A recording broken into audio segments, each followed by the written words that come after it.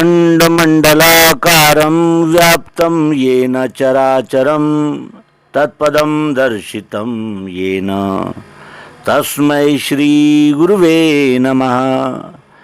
अज्ञानान्धस्य लोकस्य ज्ञानाञ्जनशलाकया चक्षुरुन्मीलितं येन तस्मै श्रीगुरुवे नमः। अध्यात्म विश्व विज्ञान यूट्यूब चैनल पर हम सब उपस्थित हैं और फेसबुक फ्रेंड श्री जनार्दन जी तिवारी, पंडित जनार्दन जी तिवारी, इनका एक प्रश्न आज हमने चर्चा के लिए चुना है। प्रश्न है, सच्चा त्यागी कौन है, त्याग कैसे करें, किस विषय का त्याग करें, कब और कहाँ त्याग करें। तो त्याग के विषय में ये उनका प्रश्न है। प्रश्न अत्यंत मौल्यवान है, क्योंकि हम त्याग किसका करें और ग्रहण किसका करें, किसका अवलंबन करें और किसका तिरस्कार करें, ये सतत चर्चा में रहने वाले और हमारे चिंतन को बाधित करने वाले प्रश्न हैं। तो सच्चा त्यागी कौन है, इसका निर्णय श्रीमद् भगवद गीता अध्यात्म विज्ञान की दृष्टि से यदि हम करते हैं तो सच्चा त्यागी वही है कि जो अपने मन के अनुसार होना चाहिए, मैं जैसा कहूँ वैसा ही होना चाहिए, जब जैसा चाहूँ वैसा ही होना चाहिए, यानी मन के अनुकूल होना चाहिए और मुझे ही संपूर्ण फल मिलना चाहिए। जब कर्म का कर्ता मैं हूँ तो फल पूरा का पूरा मुझे मिलना चाहिए, अभी मिलना चाहिए, और ये कार्य मैंने किया, इस प्रकार मेरा यानी मुझे श्रेय मिलना चाहिए। इस प्रकार की जो भावनाएं हैं, इस प्रकार का जो हमारा वर्तन है, इसको यदि हमने त्याग नहीं किया और इसी मार्ग से चलते रहे तो हमें अपेक्षा भंग का दुख और आसक्ति की यानी जिसे कहते हैं कि लगावट और मोह, ये यानी ग्रस सकते हैं, ये हमें बंदिस्त कर सकते हैं, ये हमारे जीवन को बाधित कर सकते हैं।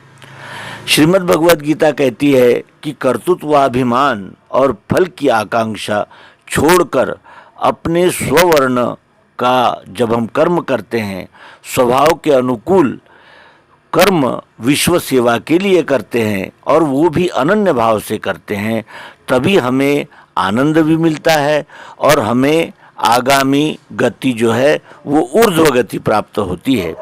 इसीलिए हमने कर्तृत्वाभिमान, फल की आसक्ति, इनका त्याग करना चाहिए और साथ ही हमने आसक्ति और मोह का त्याग करना चाहिए।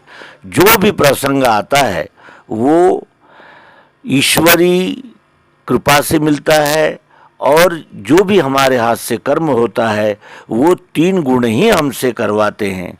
इसलिए कर्तृत्व का भार, कर्तृत्व का यानी जो अभिमान है वो अपनी ओर लेने पर हमें केवल दुख ही प्राप्त हो सकता है। इसीलिए हमने इन बातों का त्याग करना चाहिए। फिर दूसरा प्रश्न है, कैसे करें त्याग। तो जब तक हम इस विश्वरूप परमात्मा को समग्रता पूर्वक नहीं जानते, तत्व दर्शन के द्वारा सद्गुरु से जब तक हमें विश्वरूप परमात्मा का यथार्थ, प्रत्यक्ष और प्रायोगिक अनुभव नहीं मिलता, तब तक हम इनका त्याग नहीं कर सकते, क्योंकि हम तब तक अपने आप को 3.5 हाथ का देह ही मानते रहेंगे और देहासक्ति, देहाभिमान के नज़रिए से हम यदि चलते रहें तो फलाशा भी नहीं छोड़ सकते और कर्तृत्वाभिमान भी नहीं छोड़ सकते।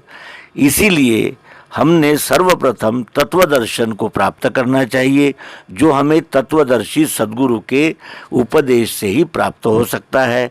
और सर्वांग योग सद्गुरु युक्ति से हमें विश्वरूप परमात्मा का यथार्थ संपूर्ण परिचय प्राप्त होते ही फिर हम ये जानने लगते हैं कि हम केवल शरीर नहीं है, इस जीवात्मा ने शरीर को धारण किया है, कुछ दिनों के लिए ये शरीर मिला है।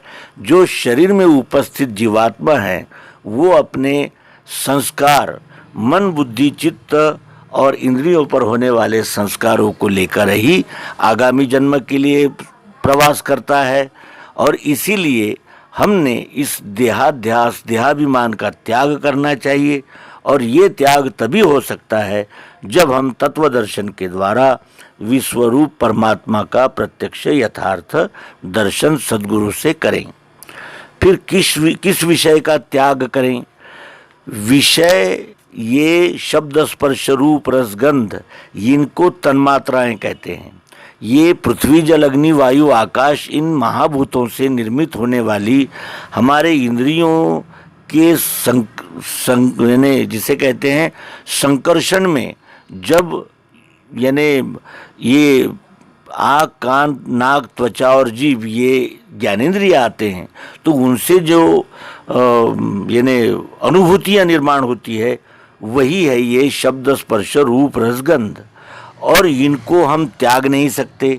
आँखों से देखना नहीं बंद हो सकता, कानों से सुनना बंद नहीं हो सकता, नाक से गंध लेना बंद नहीं हो सकता, उसी तरह त्वचा से स्पर्श नहीं बंद हो सकता। यानी ये तो नैसर्गिक है, प्राकृतिक है, ये तो होंगे ही।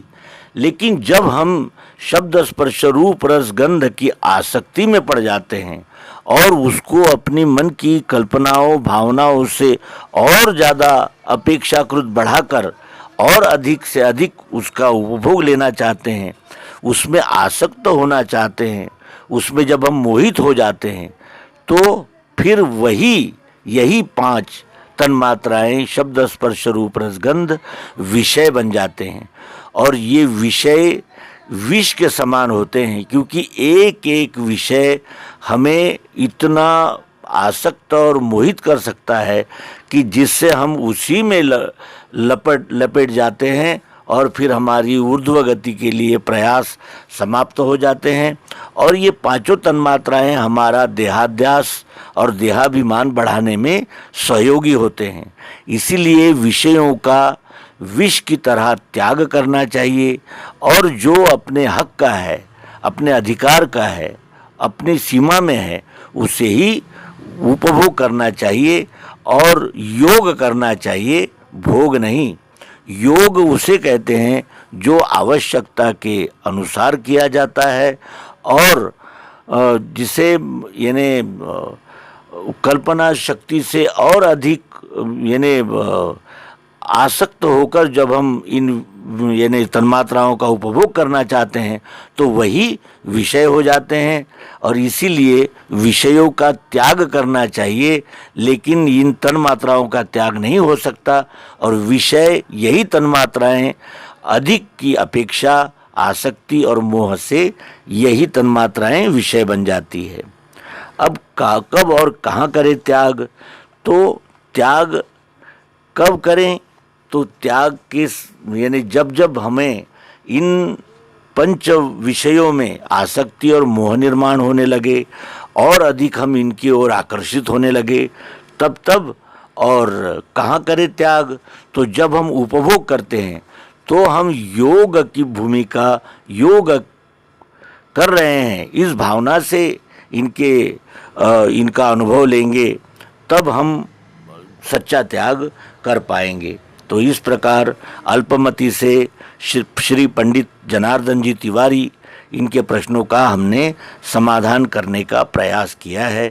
त्रुटियां अवश्य ही होंगी, कृपया कमेंट बॉक्स में निर्देशित करके हमें उपकृत करेंगे। धन्यवाद। नर्मदे हर। सद्गुरु भगवान की जय। विश्वरूप परमात्मा की जय।